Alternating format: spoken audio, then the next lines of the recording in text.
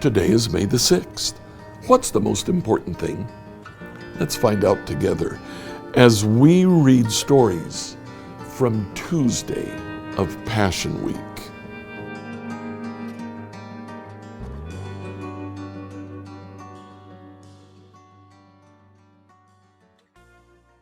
Today, as we read through the Bible in a year, I'd like you to read Matthew 21 from verse 23 to chapter 22, verse 22. You'll find parallels to that in Mark 11:27 to 12:17, and in Luke 20 from 1 to 26. We're going to follow the story in the book of Matthew. In the book of Matthew, we find 5 separate paragraphs. Mark and Luke repeat 3 of those paragraphs. Matthew just has a little bit more of a complete story. Matthew chapter 21, verse 23, they have re-entered Jerusalem. They have seen the cursed fig tree on the way, and immediately the temple authorities come to Jesus and say, "What authority did you have to cast the animals out of the temple yesterday?" Jesus responds in all 3 Gospels the same way. He says, "I'll tell you whose authority I had if you will answer a question for me. On whose authority did John baptize?" Now the religious leaders knew that the people venerated John. John had died by this time, but the people held John as a prophet. They knew that if they said on his own authority or no authority, that the people would revolt. The people would reject them. But they knew that if they said on God's authority, Jesus was going to say, "Then why didn't you go to be baptized by him?" So they said, "Well, we can't tell you." And Jesus said, "Fair enough. I'm not going to tell you either." What an answer. You can see how Jesus just begins to get under the skin of the Pharisees. Then in the book of Matthew, he gives a parable of 2 sons. The father of the household says to both of his sons, "Go to the fields, work the fields today." One son says, "I'll go," and then he doesn't. The other one says, "No, I'm not going to go." But then he goes. He feels bad and he goes. Jesus asked the simple question, which of the 2 obeyed his father? And the religious leaders said, the second. What was Jesus saying? He's saying that the important thing is not what you say you're going to do, it's what you do. The first son said he would go and then he didn't go, he disobeyed. The second son said he wouldn't go and then he went, he obeyed. Jesus said, "You're right.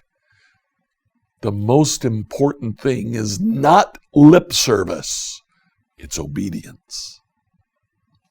Then we come to the parable of the evil tenants. Now this occurs in all 3 of the Gospels. According to this parable, something very unusual happens. A rich man leaves and goes away. That was fairly common, especially in a place like Palestine, which was subject to Rome. A large landowner might leave his land in Palestine to be managed by tenants who would work the land. He would go and live in luxury in Rome. Then when the time was right, when the harvest was there, he would send for the proceeds from the harvest. The land tenants would have been paid first, and then whatever excess there is sent to the landowner. Apparently the harvest is pretty good that year, because when the servant came to collect, the tenant said, "It's a lot of money. I think we'll keep it." And they beat up the first servant. The landowner sent a second servant and a third, and each one They abused and they sent away empty-handed. Finally, the landowner said, I'll send my son. The evil tenants, in some weird, twisted thought process, said, this is the heir. If we kill the heir, we'll have the land. So they killed the son. And of course, the landowner comes back with an army and destroys them. At the end of this parable, it says that the religious leaders understood that Jesus was talking about them. They wanted to arrest him, but they were afraid of the crowds. Because just like the crowds considered John a prophet, they also considered Jesus to be a prophet. The Gospel of Matthew now presents a third parable of a great feast.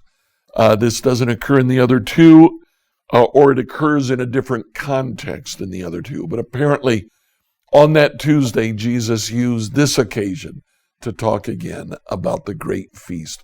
But he adds a twist at the end. In the parable of the great feast, a man prepares a feast. All of the people that he has invited give excuses on why they can't go. The master of the feast says, go find people that have not been invited yet. Invite them. Find the sick, the poor, the maimed, the lame.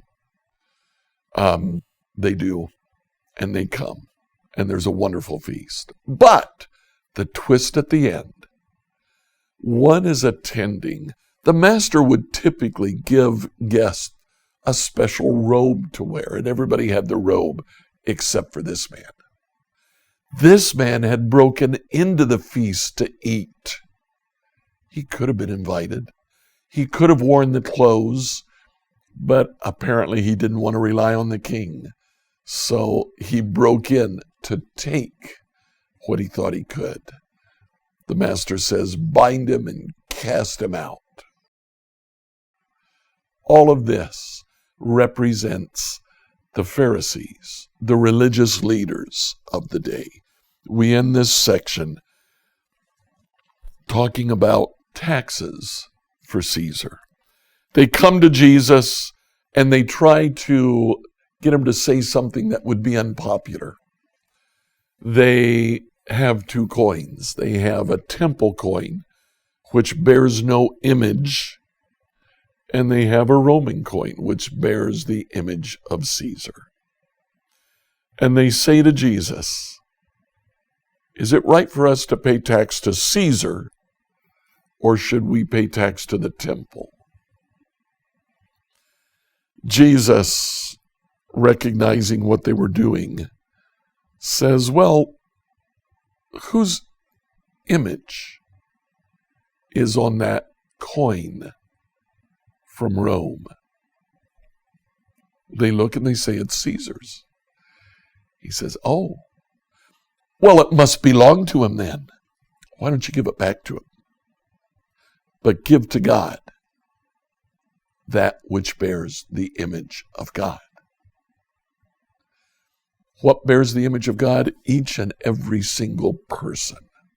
Jesus was saying, follow God. Follow God. If Caesar asks you for money, give him money. That's no big deal. But you follow God. We started the devotional with the question, what's the most important thing? You know what it is? It is all about obedience. Every story that we looked at has to do with obeying. The two sons, the one who at first said, I'm not going, and then went, he's the one who obeyed. The king who had a great banquet, his guests didn't go. He said, let others come in, but one tried to sneak in without being invited. You can't do that. Can you obey Caesar? Sure. Obey Caesar. Give him the tax. but give God yourself, because you bear the image of God. And then finally, the evil tenants, they thought they could usurp the will of the master, somehow inherit the land that he owned. Jesus says, oh no, look how deeply they disobeyed. They were killed.